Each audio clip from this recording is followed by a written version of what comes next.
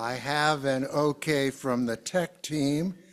It being 10 o'clock, in fact 10:01, we should probably start. I'm going to ring the bowl because frankly I have been practicing with the ringy part and it hasn't worked well.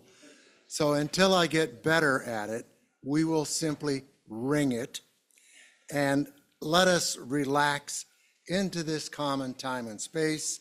Let's share the silence, take a deep breath, realize we really need to be together.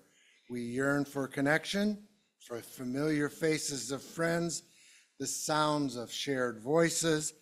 So let's find inner peace away from the hubbub of our daily lives for a while this morning.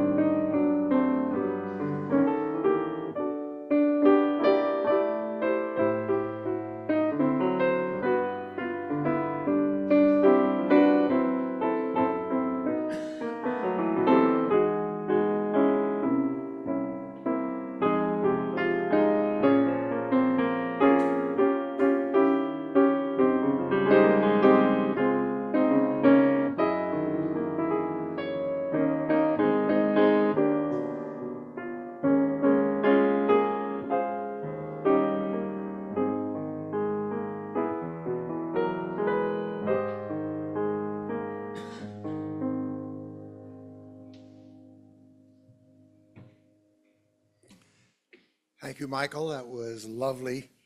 And in fact, while I'm doing thanks to the tech team for all that you do. Thank you to Michael. Thank you, Vida, for the beautiful flowers and all the many others who contribute to making this service what it is. So, good morning. Welcome to the Unitarian Universalists of the Chester River.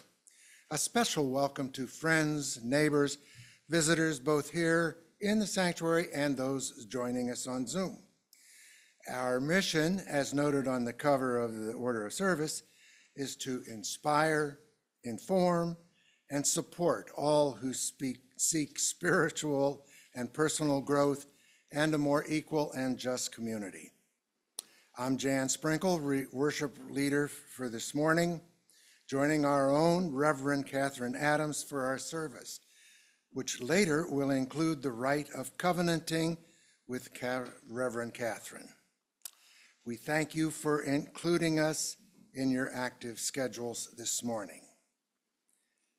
I have only one announcement, that from Nancy Holland, reminding us of a potluck September 20th at her place in Heron Point, and a reminder, carpooling might be advisable because we don't have a lot of parking over there. And if there are no other announcements, Catherine.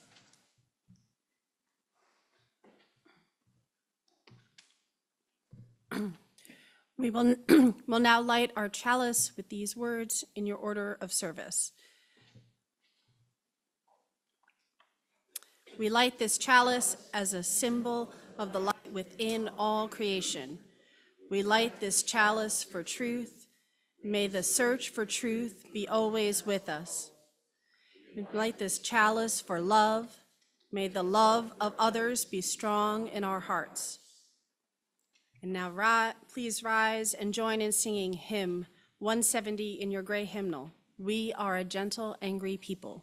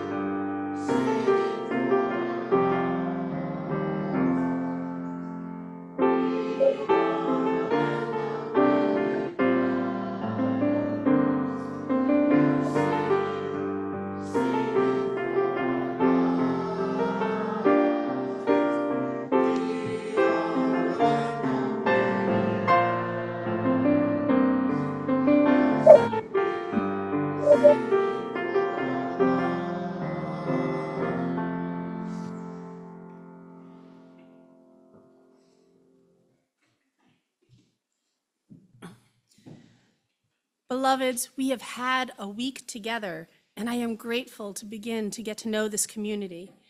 And it happens one relationship at a time. Our ministry will grow through cycles of joys and sorrows, celebrations and challenges. And the more I get to know you, the more I see so many gifts to share with people both within and beyond these walls. Let's take a breath together and arrive in this community. I am thrilled to be with you. Today, we will reflect on the power of inclusive community and how it empowers us to bring all that we are into the work of meaning making.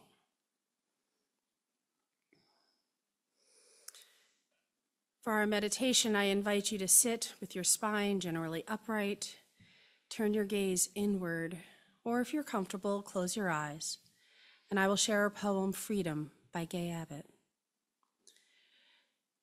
To live real when wild and wanton, offering myself to the world and to myself. An improvisational dance of hands, heart, vision, and soul, of prayer and mindfulness, of vulnerability and transparent sacred offering.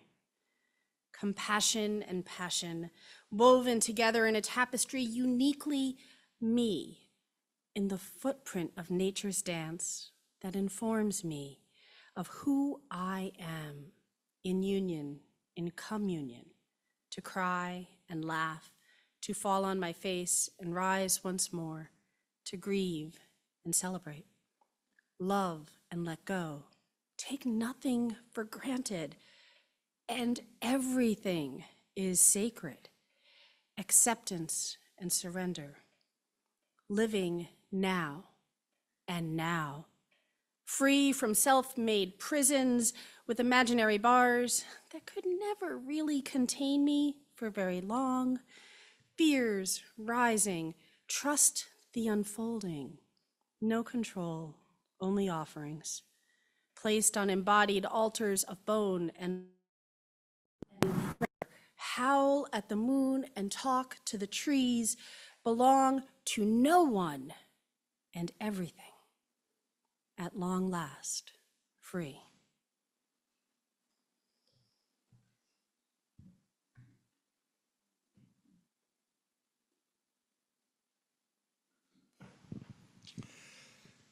This is our time to share both joys and concerns with the congregation.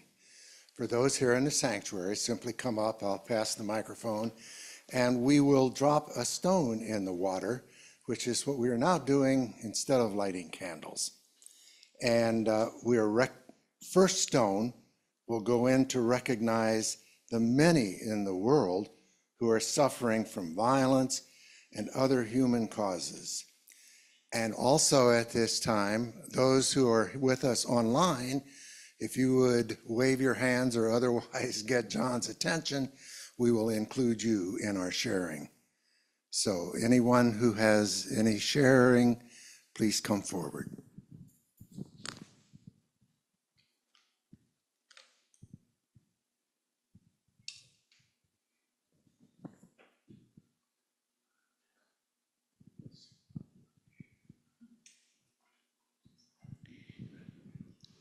A joy was a small cluster of what looks like many yellow fall blooming tulips blooming right on the walkway. And I'd like to know if anyone knows what they are, because it was a really lovely way to start my entrance into UU today. Fall crocuses. There you go, fall crocuses.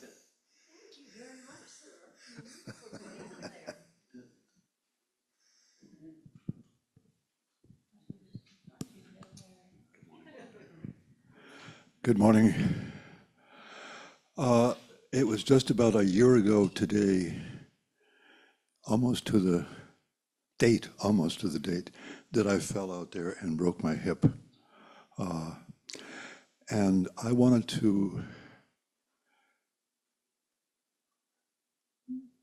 how do I put this?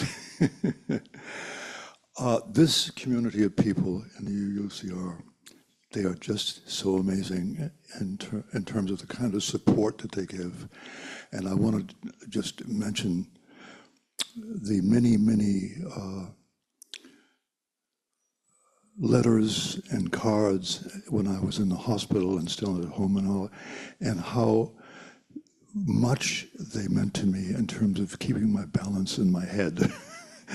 Keeping my balance on this is different, but keeping it in the head is even more important, and that helped me to keep myself together. So I really wanted to thank you again, and I appreciate so much being in this wonderful community and having this wonderful new minister with us, Minister Catherine, right? Do I have it right?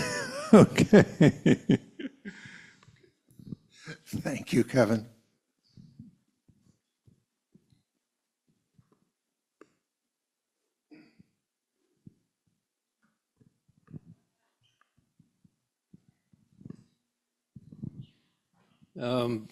About 40 years ago, a young man named Abelardo,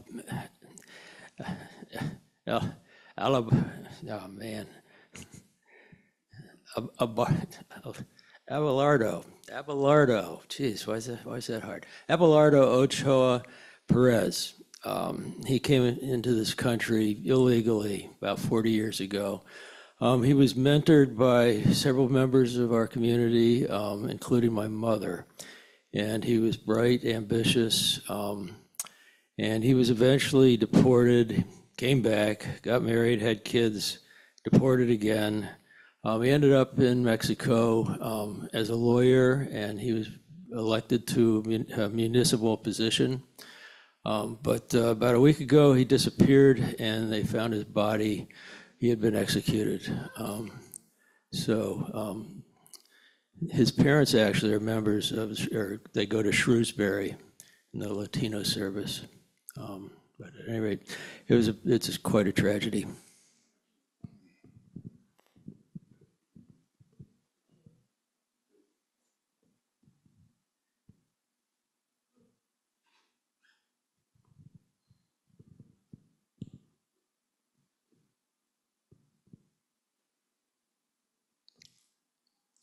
Or for those things shared with us in community, and for those not shared that are held within, let me drop one more stone in. And let's now take a moment of silence to ponder all that we have heard.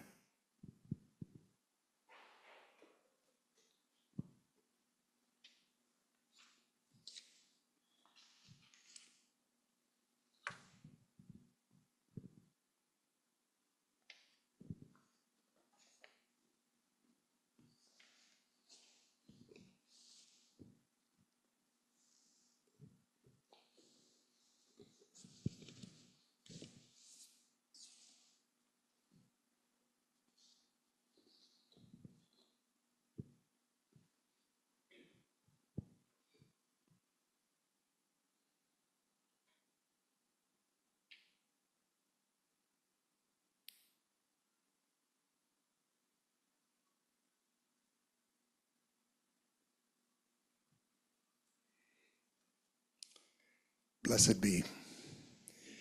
And before we move on to the offertory, I'd like to invite Amy Warner and Kathy Lee up to give us a brief rundown on social justice and the issues.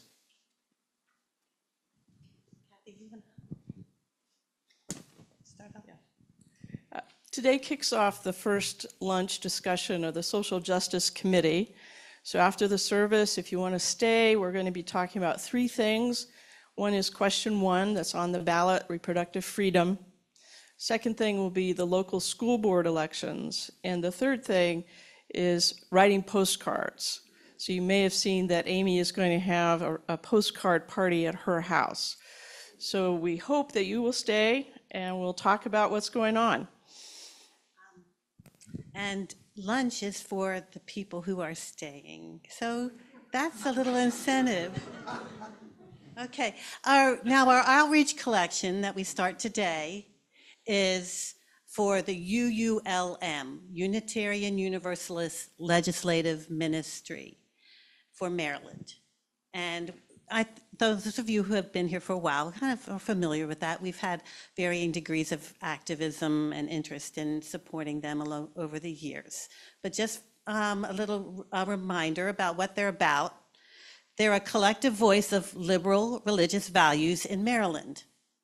It's comprised of anyone interested in making their voice heard in Annapolis on issues that advance freedom, equality, and justice. They work collaboratively to identify priority legislation and then advocate for it during the General Assembly. So anything that's not marked, it says so in the order of service, but anything that's not marked specifically for pledge, that anything that we receive in the collection basket today goes toward that. But you have a month to give. You can give, so think till October 15th. You can, and there's directions about going to the website and donating through the button on the donate button on the website, and then just specify that it's for the outreach collection.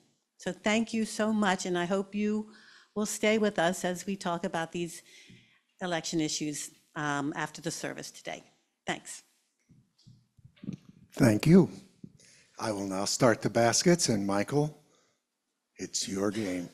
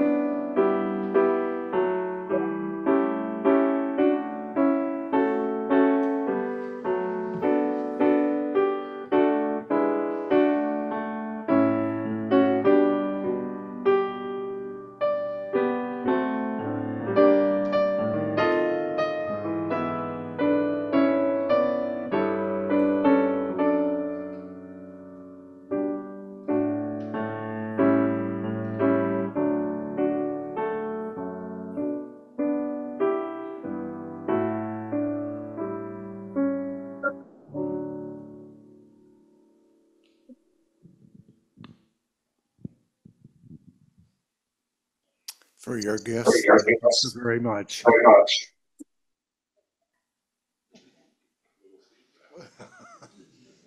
It's in my throat. As we start the covenanting process, Catherine will begin, and in the insert that's in your order of service will be your unison response, which I will lead you in. Beloveds, I covenant to minister with this congregation in love and care for the members, friends, community, and visitors. I will learn with each of you.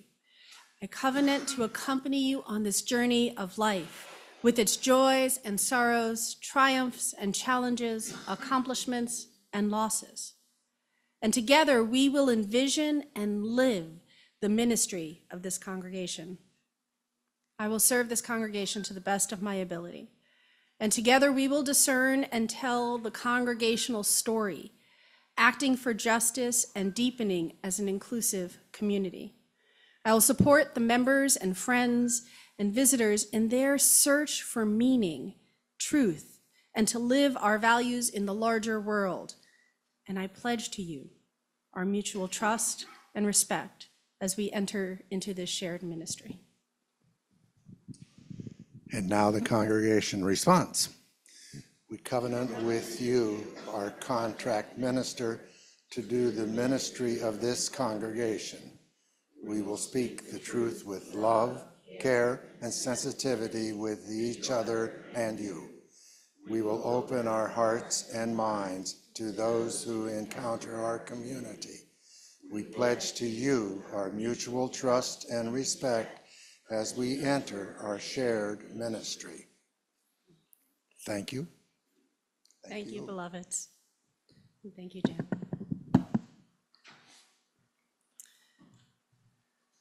Bringing all that we are. Beloveds, today I'm going to be talking about bringing our mind, body, and spirit into the religious community to do love. Love is at the center of our UU values, and love is something we do.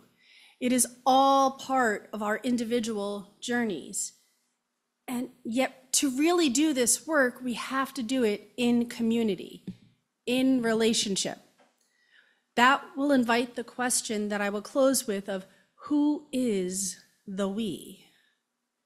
This week, I've begun to get to know most of the members of this congregation, and I'm honestly going to share that I did my homework in the search process. I knew this was a pretty special community before I came here, and yet I had no idea. Thank you for sharing your stories, your trust, and journeying into ministry together as we begin all that we are into this loving community that we make sacred every time we gather with our love, care, and actions. Our conversations about bringing all that we are, for that I'm going to start with our mind. Dr. Daniel Siegel is a professor at UCLA who's explored the relationship between mind and brain. And beloveds, they are definitely not the same thing. To develop a cohesive definition of the mind, he assembled 40 scientists from various fields.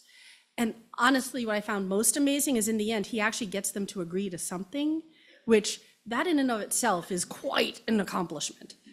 Because the neurologists know neural networks and how patterns of nerves working together hold tremendous amounts of information, and activating together develop stronger connections.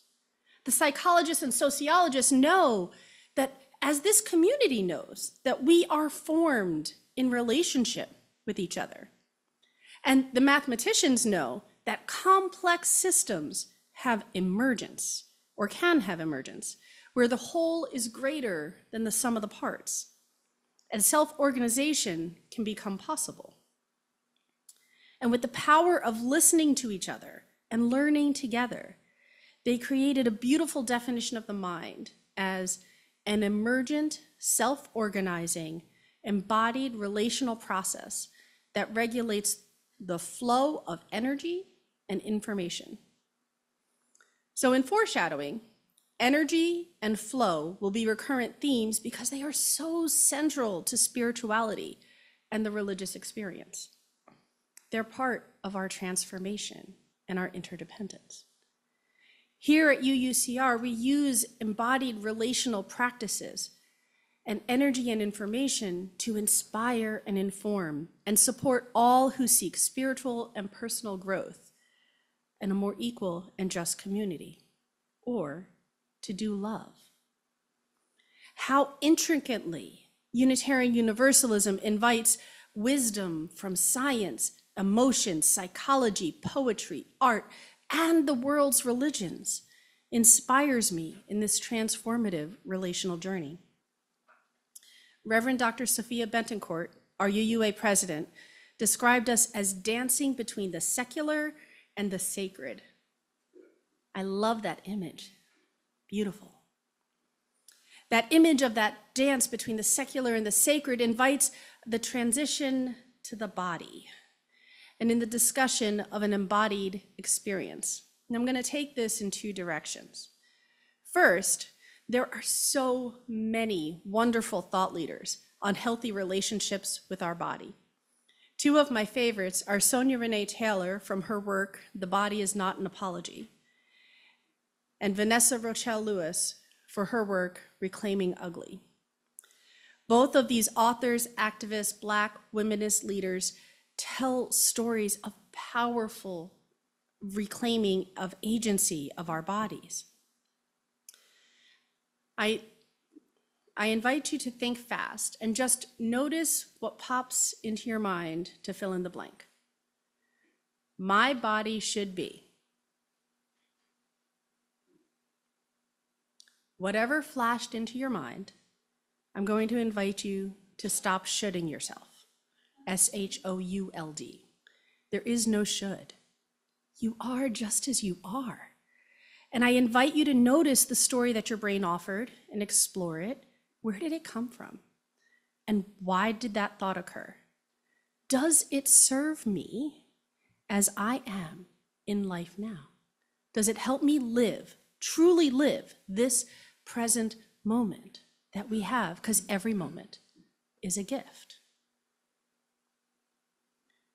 Our bodies are the only vessel we have to live this life.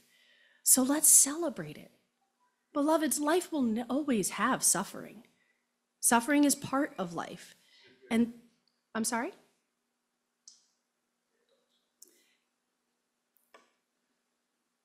The only lasting truth is change. We grow, we heal, how our bodies work will change, we grieve. Suffering is part of life. It is part of every life, and so is beauty and joy. And this body holds us in this life as so much more than just a brain carrier. Our society tells us what our bodies should be or look like and bombards us with images that are 100% not real. Sonia Renee Taylor described how our society subscribes to a lie about a hierarchy of bodies with age, health, race, gender as rungs on the ladder. Those voices of how we should be connect to that rung on that ladder. And when we internalize those messages of hierarchy of bodies, beloveds, it harms us. It pulls us out of this moment. It impairs our ability to celebrate the beautiful life that we have. Stepping off this ladder of hierarchy is a big part of the signature Unitarian Universalist lifelong educational curriculum, Our Whole Lives, or OWL. Has anyone ever heard of OWL? Cool. I love that this lifespan education about our bodies goes from kindergarten to a young adult, and older adult. It honors that we all have different experiences with our bodies throughout our whole lifespan. And I love that it celebrates. Has anyone stopped changing since the moment you were born? Right? I haven't. I don't expect to. Of course not. So the thoughts and concerns of how we relate to our bodies will also change. And one of the things I love is we talk about that in community and connect it to deep relationships and more. Stepping off that ladder of hierarchy is what I love about the poem I read earlier in that service, Freedom. It described the freedom found in being real, giving ourselves to the world and to ourselves, calling us into compassion and passion and self-discovery, and living in gratitude and acceptance, living for the now. And I think this is living with wisdom. This living resonates with how Vietnamese Buddhist monk Thich Nhat Hanh described making ourselves available to what life is offering in each moment.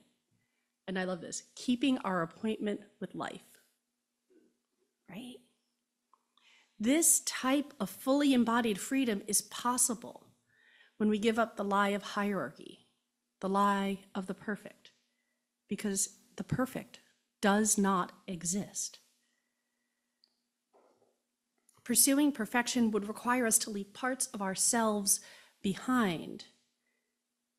Instead, if we welcome all that we are, the parts we like, the ones that we work a little harder to appreciate, we can grow, we can heal, we can transform, and this is living a healthy self-love. As we contrast that with the spiritual wisdom that Mother Teresa offered, the biggest disease today is not leprosy or tuberculosis, but rather feeling of not belonging. Ouch, and not wrong. Tara Brach, who's also a Buddhist teacher, described the disease of not belonging as an epidemic in our society.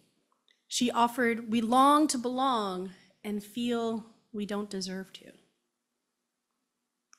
And I connect that to the internalization of those hierarchies that while I describe them in relation to the body, there are other places in our society that we hierarchalize people, right? And that causes that disconnection.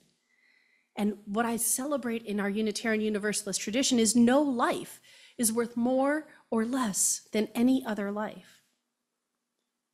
No life is worth more or less than any other life. Let us celebrate them all. Social structure and relationships are powerful formational elements that can guide us towards healing, community, organizing, and justice. Buddhism teaches that the human birth is a precious gift because we can realize our true nature of love and awareness.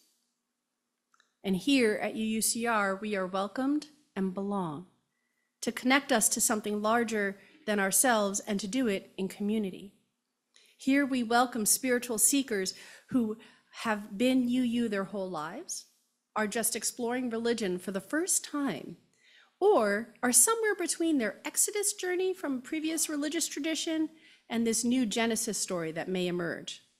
Whoever you are, however you came to be here, welcome. Many of these connections are built living our values in the world and community. And I have loved getting to see Black Lives Matter painted on Main Street downtown, on the Main Street downtown, the video of the Living Legacy trip that our social justice team made with the Presbyterian siblings and Manery's Dream Alliance. These are sacred and secular acts. These are spiritual acts that remind us the power of communities of people. And this will bring me to my last point today, integration. Beloveds, as part of a UUA training, I went to Montgomery, Alabama.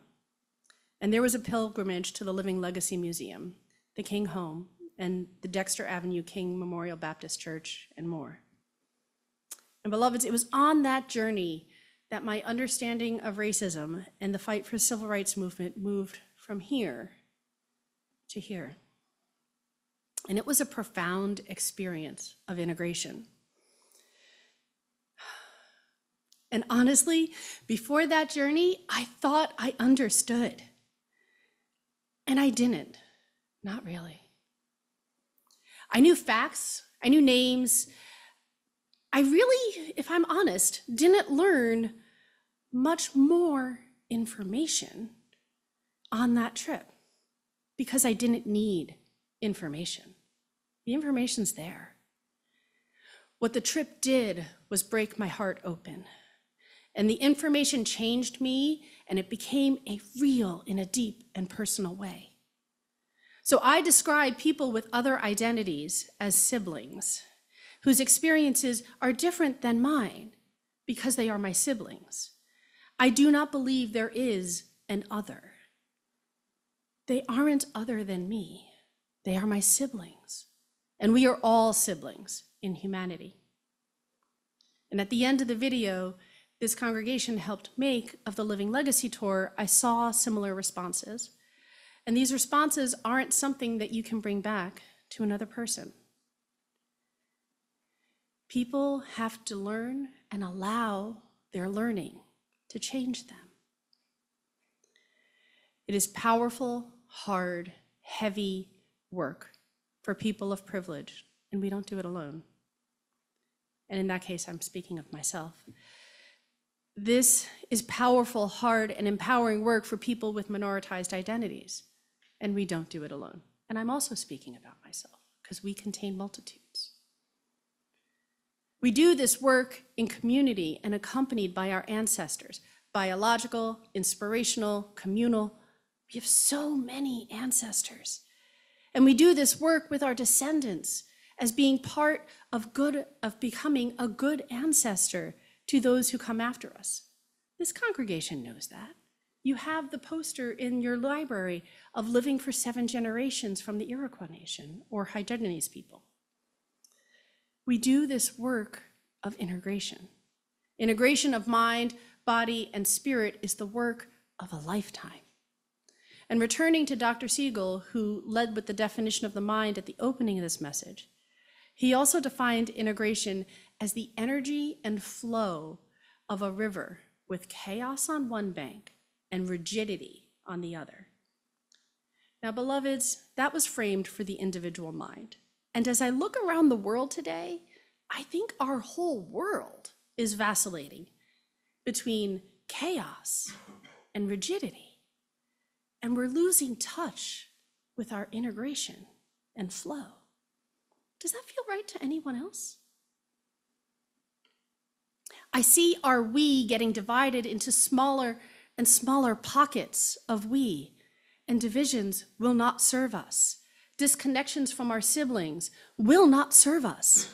When we do our work of integration, our work of creating belonging, our work of atonement and reconciliation, and our work of joy, celebration, our loving each other and healing nature, we do love.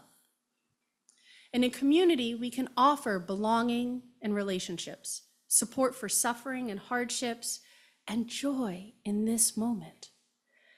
Beloveds, let us strive to keep our appointment with life with all our siblings and keep love at the center. So in a moment, I will invite you to rise in body or spirit and join us in singing Answering the Call of Love, which is hymn 1014. For any who didn't see it in Reflections, this is the song Standing on the Side of Love with the lyrics update made by the author.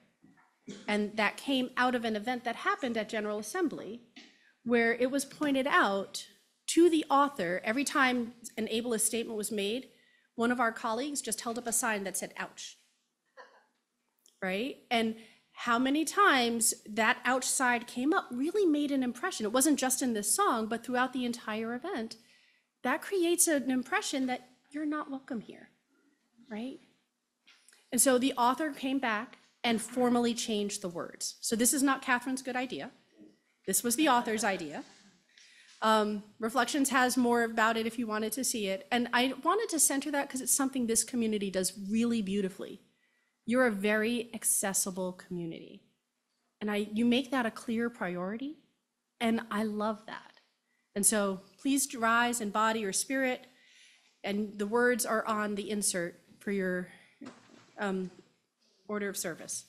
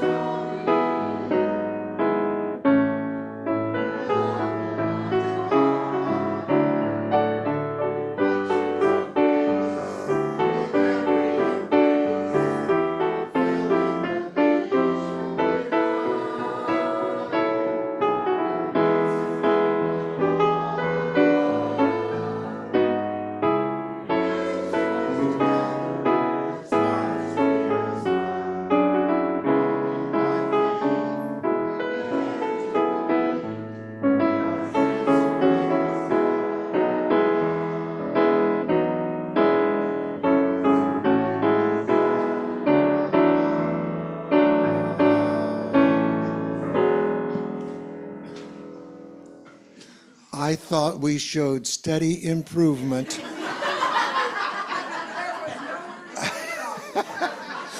And that is something to say.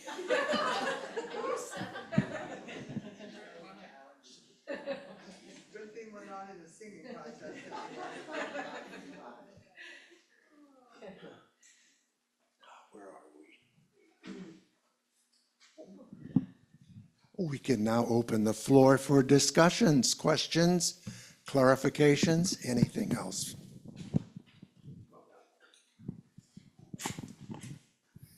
I came up with something concerning love. And this time that we have so much stress in this nation, much dissension, it goes like this. It says, to hate is human, to love divine. Let's love each other and bring a little heaven to earth. Have you That's beautiful, considered Harry. running for office? Thank you,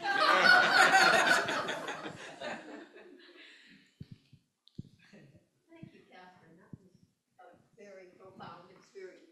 Listening to you speak was really quenching my thirst for a good sermon today. So thank you very, very much. Thank you, Vita.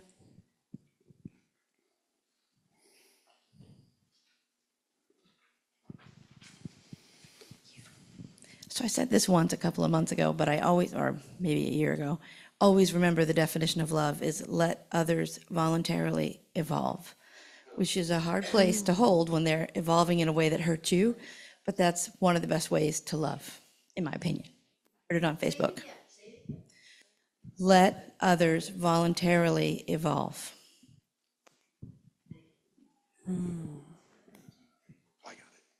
Thank you, Deb. A long time ago in my Catholic years, I was looking at the cover of their order of service. There was a little poem on there, supposedly written by one of the saints, I'm not sure one, but it was really stuck in my mind. It said, love wasn't put in the heart to stay. Love's in love until you give it away. That really resonates with that. We do this in community, right?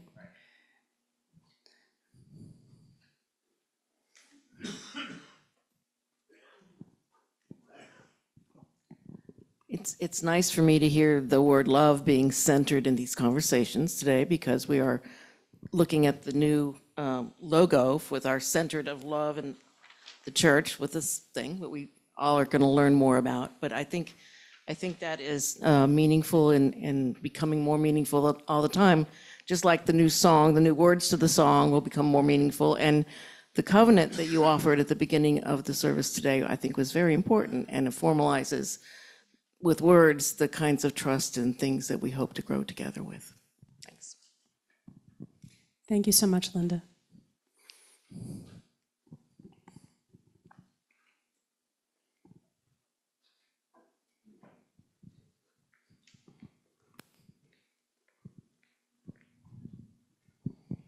One thing that really struck me, Reverend Catherine, is when you said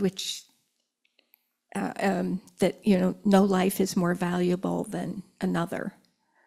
And that's so hard to see in our society, I think, where that is so hierarchical in so many different ways.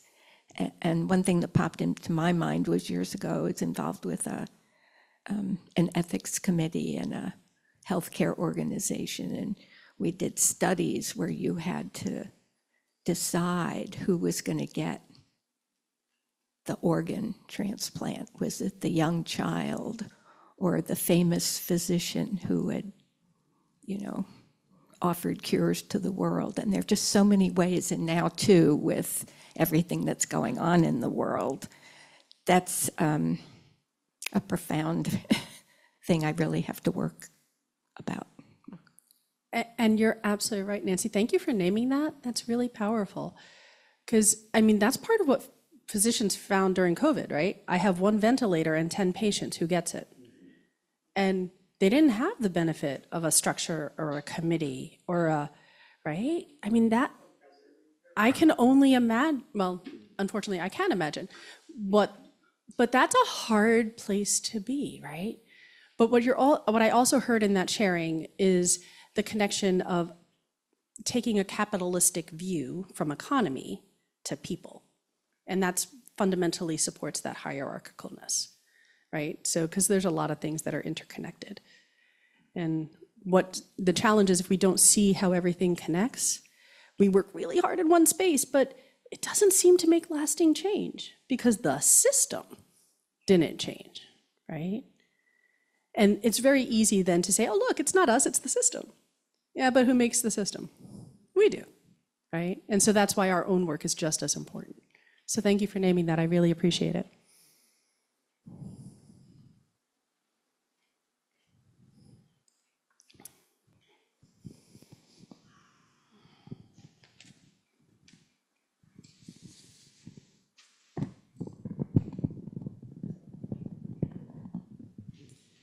So as we, why did I put that back? I don't do that from there. So as we prepare to go forth into our larger community, let's bring our calm and open hearts, make peace and grow in wholeness. Practice possibility. Live with integrity of the spirit of life within ourselves and all living things, being fully present to each moment of this one wild, wonderful, beautiful life.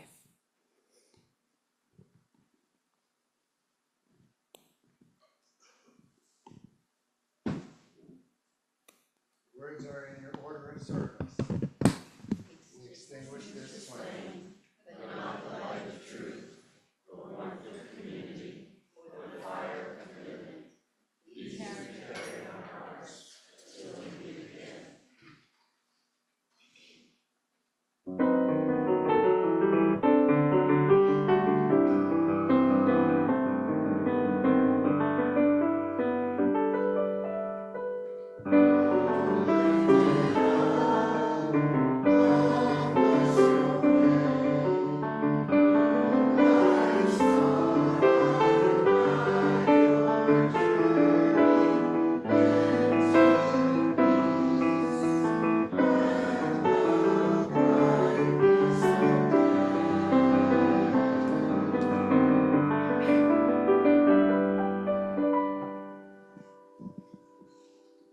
This is all of me.